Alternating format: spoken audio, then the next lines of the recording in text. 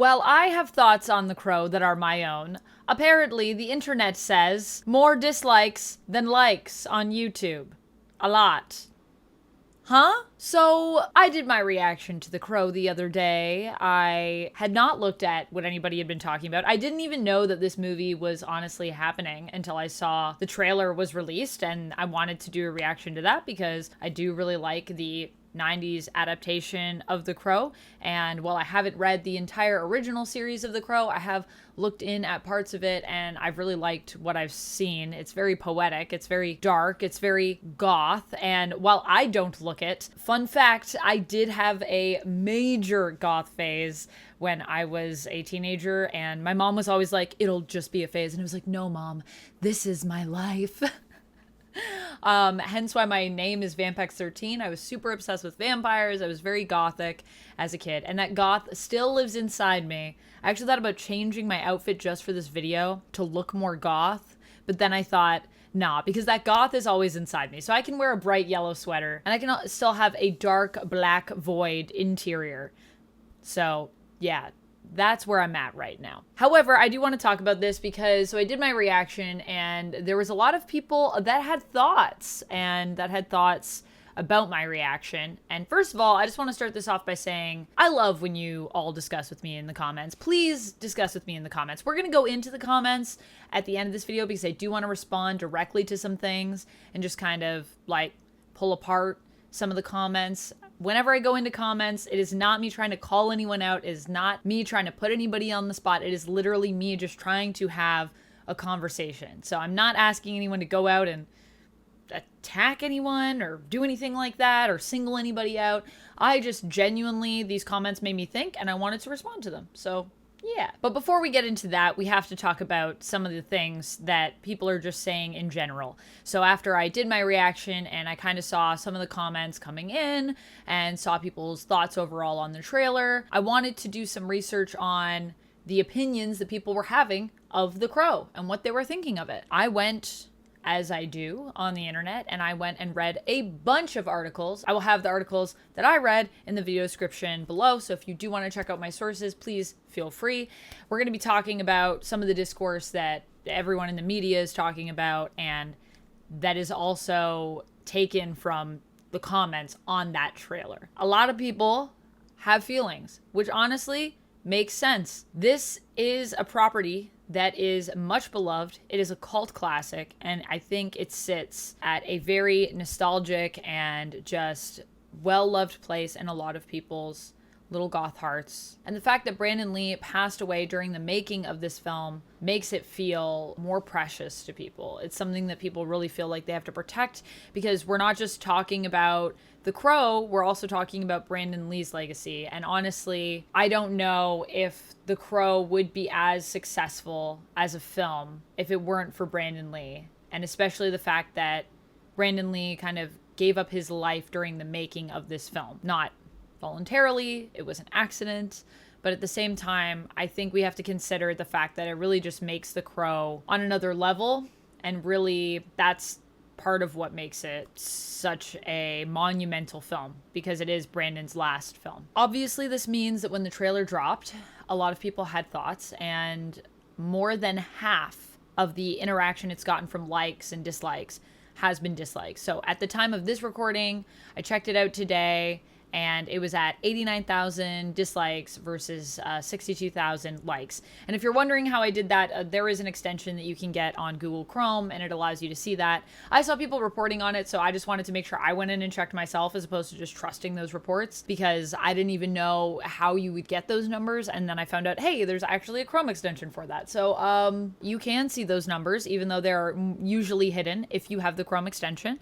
And I did go in and check, and that's how I got them. And I think it makes sense though, because we have to, just like I said, we have to consider the fact that 1994 Crow is so special to a lot of people. So people are going to be very protective of it. So we're going to have a lot of fans that are coming in that really, I don't think, want to see it rebooted because they feel like it's a disservice to the original. And if there's something in there that they don't like, it's going to feel really magnified. And clearly there's a lot of things people didn't like about this trailer. So what are those things and how do I feel about them? Let's talk about that. So one thing is the style. A lot of people are talking about the fact that this is not neo-gothic, it's not gothic, it's not that vibe. To me, it feels kind of like punk-esque, which still is a part of the style of The Crow. It's not as stylistic, I think, in general, is what I'm seeing from the trailer. However, it is giving me some kind of like the Batman vibes, so I'm hoping that maybe once we get the film, it's going to be a little bit more visually style specific, where they're really making choices. Things do kind of feel like a wash to me too, so I understand why people are critical of that. However, I don't think it needs to be a goth film for it to be successful. And I think what they're trying to do here is they're trying to modernize the story. And I mean, let me know if I'm wrong here, but I don't think that the goth movement is as like powerful, is as high up as it once was. I think in the 90s, in the early 2000s, and probably the 80s as well, goths were a lot higher up in just terms of how many people were into goth culture and goth style. And I just don't see that anymore today. I feel like it's become a bit more niche, not in a bad way. It's just not, I think, what like the mainstream is kind of vibing with. Although apparently emo is on a return. This is something that people talk about on TikTok all the time. I've seen a lot of TikToks about it.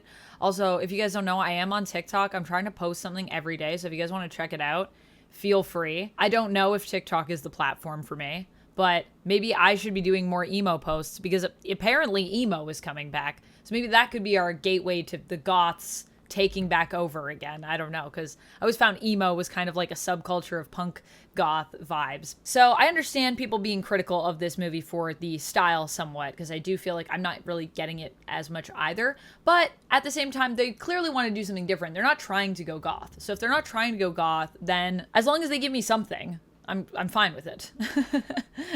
You know, or like, I don't know, maybe goth light is how we could describe this. I don't even think it's that though. I think it's way more punky to me. The other thing people are critical of is the music choice, because I guess they used a Post Malone song for the trailer, which the director actually said that the look that they want for this version of Eric that Bill Skarsgård is playing is they wanted it to be inspired by like Post Malone and Lil Peep, and they really wanted it to be speaking to the youth of today and helping the youth to sort of access the original film and the original source material, and this kind of being like a gateway for them. So when I heard that, I was like, well, that makes a lot more sense with like why they did this look. It doesn't mean that you have to like it, but I just mean that kind of makes a lot more sense. And it also makes sense why the music is Post Malone, I think. I personally didn't mind the Post Malone song. I like Post Malone though, so maybe everyone doesn't like Post Malone. I don't know. Do you like Post Malone? Let me know in the comments. The other thing that people are upset about is, I kind of touched on this, but yeah, Bill's look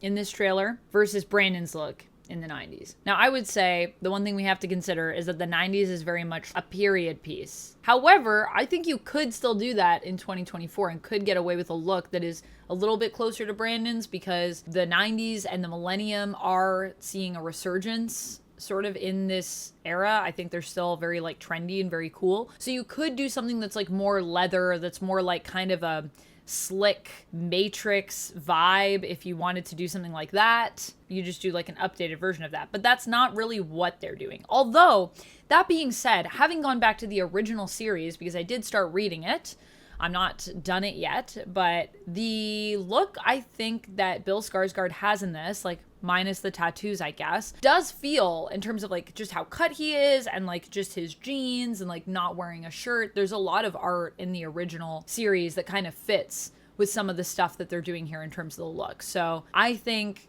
the look, although it is different, I think it could still work, but I understand why people don't like it. However, I think it's also important that we consider with reboots like this and, you know, fresh adaptations of the text. Although I think this is definitely adapting a little bit from the original movie and a little bit from the direct comics, because the director has specifically talked about both of those things. So I think both are inspirations for this reboot. It is important though that we consider that with reboots, I think we should let them do different things, because if we just do the same thing, it's really going to be either boring if they nail it, and if they don't nail it, then it's just really disappointing. So I'm actually happy that they're doing something a bit different, because I think at least it's not doing the same thing. And even James O'Barr, who, if you don't know, is the creator of the Crow comic series, was saying back in 2014 that he feels like a reboot or remake is unnecessary just because the 90s version did it the best.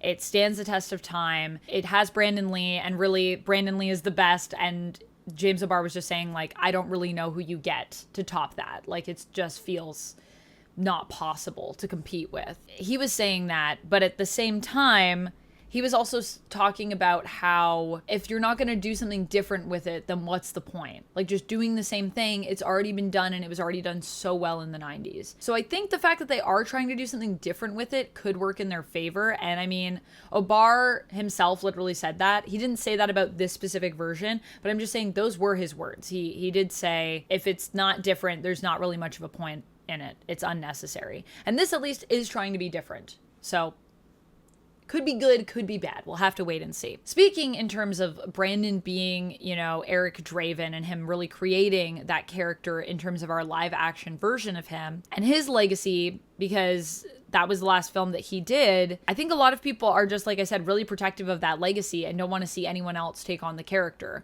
But here's the thing. It has been 30 years. Although there have been other things since then, because there was a bunch of follow-up films to The Crow, and there was a television series as well, a Canadian television series too, which I have not watched, but this is kind of making me want to check it out. I've heard good and bad things about it. So I don't know. I might go watch that in preparation for the film. The thing is that as time goes on, we are just going to get more and more adaptations. It's just, if people think The Crow is still good, they're going to want to make a new one. It's just, it is what it is. I understand you don't have to like it. It can make you frustrated. That's fine. But we need to acknowledge that time will move on, and there are going to be people that are going to want to revisit these stories because they love them. At least I hope that's why they want to revisit it. I don't know for sure. It could just be about money, but I like to hope that the people that are working on it actually do care about the source material. I know Bill Skarsgård has said that he himself was a fan of the original 90s film and loved Brandon Lee's performance in it and really wants to honor that with his own take on the character and really is a fan of what they did with that original film. So I have faith in Bill Skarsgård because I just have seen him act his butt off, and I just think he can give that. It really depends on how the script is. Now, I will say this script is actually going to be written by Zach Balan and William Schneider. William Schneider, I don't believe, has done as much. He's done some short films. He did, however, win 3 awards. So even though he's kind of green, he hasn't done like a major production before. He won 3 awards. But Zach Balan, you probably know because he wrote Gran Turismo. He wrote King Richard. He also wrote Creed 3. So he's worked on some pretty big things. Oh yeah, Bob Marley One Love. He was also doing that screenplay.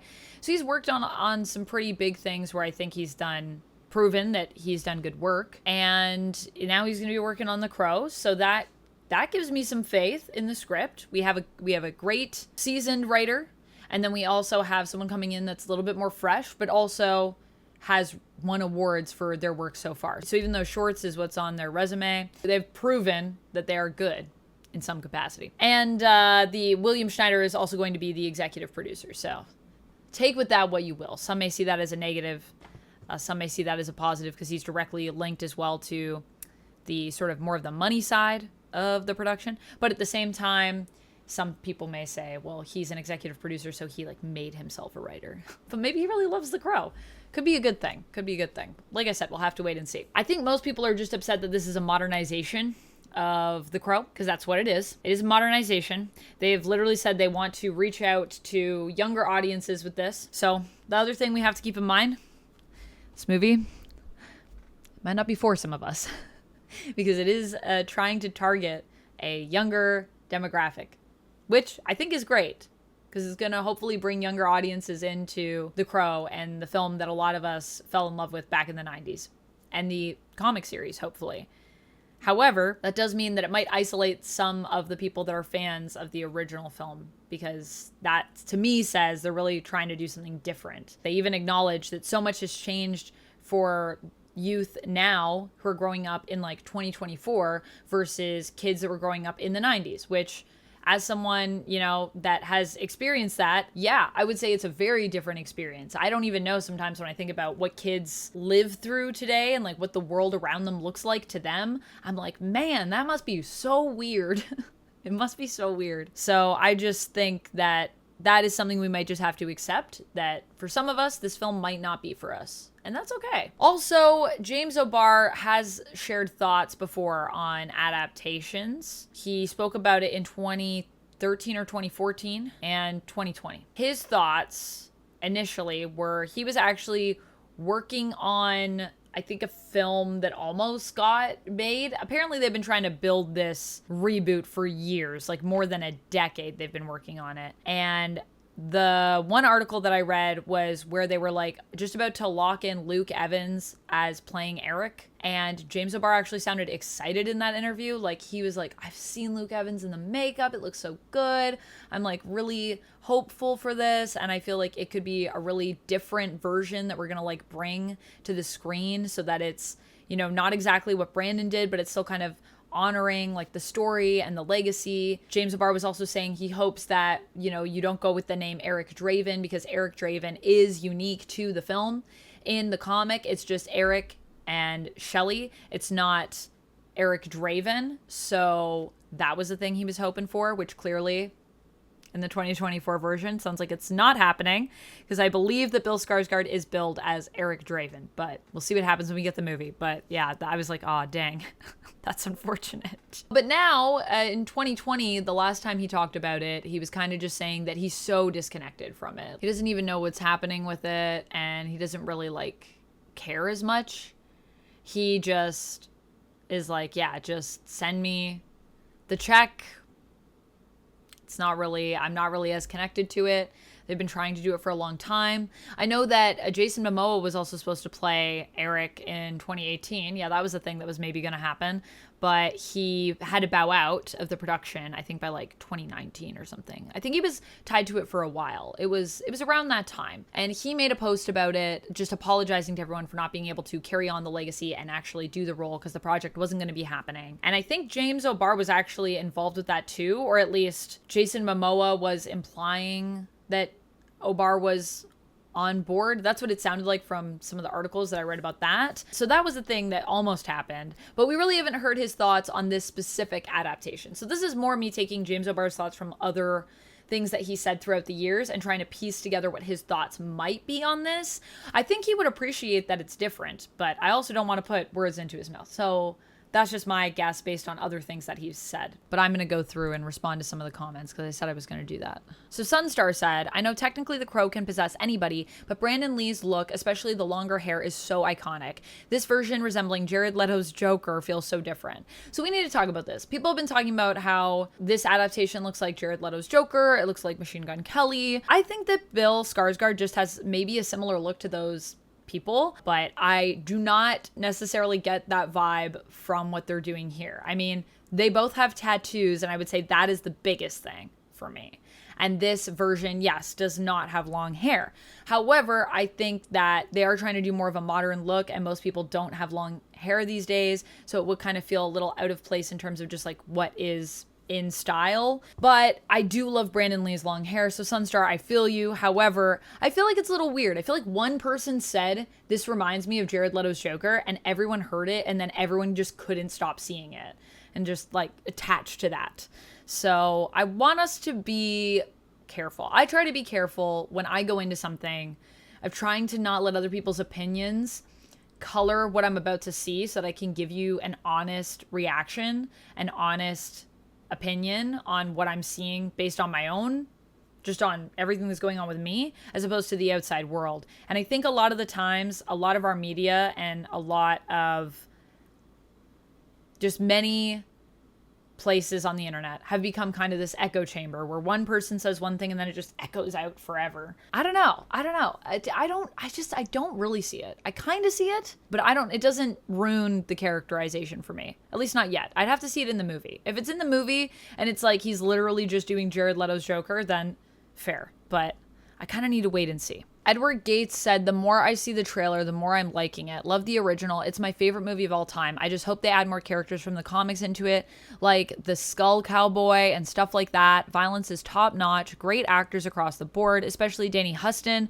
Man can play the crap out of villains. Bill is such a great actor with a great range of acting. I think people just get hung up on the originals, but they have tried to make it again and the others have failed. So hopefully it's awesome. Just wish the white paint would have stayed in. Yeah, I feel you, Edward. I feel like I wish that the face makeup was a bit more of that iconic look from the comics. However, I know that like there might be more that we're going to get with that maybe in the film.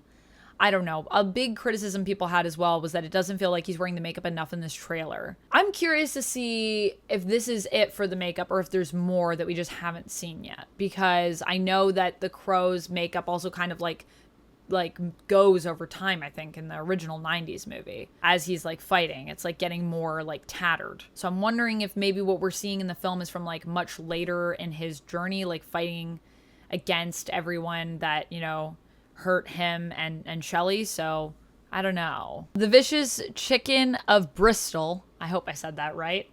Thank you for commenting. Said, careful now. You're not allowed to be excited about this. Sweat emoji. Yes, so here's the thing, the Vicious Chicken of Bristol. I'm always going to be real with you guys. And if that means that I like something, even if other people don't like it, I'm going to tell you the truth. I'm going to say, I like this. And if that means that sometimes I don't like things that everyone else likes, I'm going to tell you the truth and say, I don't like this and tell you why. Because that's just what I do. So I personally don't think that there is a right or wrong for whether or not you're supposed to like something. It's all based on our own opinions. That is the beauty of the world that we live in, is that we are all different. We're all going to have different thoughts and we can all share those perspectives and I think come out of it as more well-rounded people. So I did like the trailer. I did like it overall.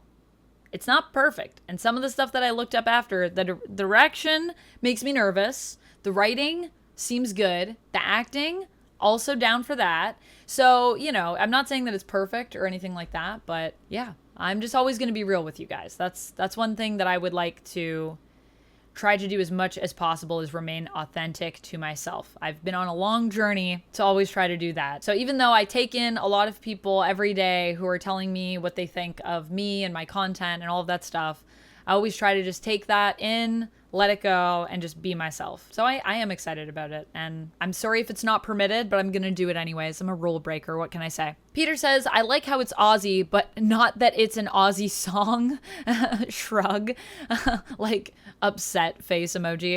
Yeah, I mean, like I said, it is Post Malone. So yes, that's what the song is. It's a Post Malone song that I think samples Ozzy Osbourne. Makes sense, I think, when you consider what they said the focus was for the character, but that's just my 2 cents. Mike White says, see if you go back to that campfire scene, you can see where his hair is longer and no tattoos. Yeah, I did notice that. So I went back and watched the trailer actually before this. Oh, that's one thing I didn't mention. And I wanted to talk about, there's also a little clip of a scene with someone with like kind of shoulder length hair looking at a burning down building. And I was wondering if this is going to be, I don't think it makes sense for them to do Devil's Night like they did in the original like 90s movie and have that focus, which I don't think is even from the comics. It's just something they had in the movie adaptation of it. But I was wondering if they're going to maybe do some kind of version of that. It doesn't really make as much sense because Devil's Night was a huge thing in Detroit, and in the movie, Top Dollar, who's the main villain, even though in the comics T-Bird is the main villain, but I digress. Top Dollar claims that he like basically created Devil's Night. He like started all the chaos of it. He's a very anarchistic, I would say, that Top Dollar. So I was wondering if maybe it's going to be playing into something like that, or just into his revenge plot. And definitely noticed that he's kind of got a couple different looks, Bill's Eric. So that is something, and that's a good point. That's a good point, Mike White. Thank you. I'm gonna give that a heart. Thank you for pointing that out. This is gonna be my last comment, I think, that I'm gonna take up. MKF30 says, I love how confused and surprised Amanda looks initially. Haha, nice reaction. Yeah, it's been 30 years. I'm not so sure about this movie. Bill's a great actor, but I feel like the direction of this movie feels like DCEU Joker mixed with John Wick equals this Crow, as opposed to the Crow we all grew up on. We'll see. I feel like that's fair. I feel like, yes, I I have many thoughts on it. Overall, I feel good about it, I think. I do have some concerns, but I think that kind of is a bit of a vibe that I would agree with. I still am not so sure how I feel about the DCEU Joker. I think Eric also is a character that's kind of weird. Like, he just speaks in weird ways. He kind of is a bit of a crazy guy. So, I mean, the character and the Joker have some similarities in terms of the comics. Bill's version has kind of a similar look maybe to Jared Leto's version, or those actors just kind of maybe look a little similar. But I don't know overall if I feel like the characterization feels like DCEU Joker to me. But John Wick makes a lot of sense because Lionsgate also did John Wick, but that also kind of gives me confidence. I also went and looked at what Lionsgate has done recently, and friends, they have not had a good track record lately. I gotta say, like, they did Hunger Games, and like Hunger Games, as you know, I liked it, but I was mixed because having read the book, I was just like, I don't know why you wouldn't split this up into at least 2 movies. If not, honestly, they could have done 3 movies with it. And I think it would have been better because everything felt rushed and weird in that. So I'm nervous. Lionsgate has done some really amazing things, don't get me wrong, in terms of their projects, but will this be one of them? Will this be one of the recent things that like actually is amazing? Or will it be not amazing? We'll have to wait and see. I'm gonna leave it there. I do feel like this is something where they're trying to do something different and they're trying to think about a younger generation, so just keep that in mind. Does it deserve all the hate it's getting on the internet? I don't know. I think it's getting a lot more hate than it maybe deserves. It does look like they've tried to put together a pretty good trailer for us, and I can tell that people are working hard on this movie, so I hope it's good. I want to be optimistic about it. It's been a long time since we've had a Crow project. It's taken them a long time to get this off the ground, so I'm hoping that they've finally moved forward with the right people for the project and for their vision. At least it sounds like they have a vision. How that will translate to the style of the film, we'll have to wait and see. Those are my thoughts on The Crow. I hope you enjoyed. The video has been way too long. Thank you for watching. Until next time, friends, stay nerdy. And yeah, let me know your thoughts in the comments. Seriously, I want to have a discussion. If you have something that you want to share when I do a video and you want to have a conversation, I love having those conversations with people. So please do comment. I do try to respond to as many as I can. I'm really trying to do that now because there might be a time in the future where I won't be able to do that. So yeah. All right. I'll see you next time. Stay nerdy.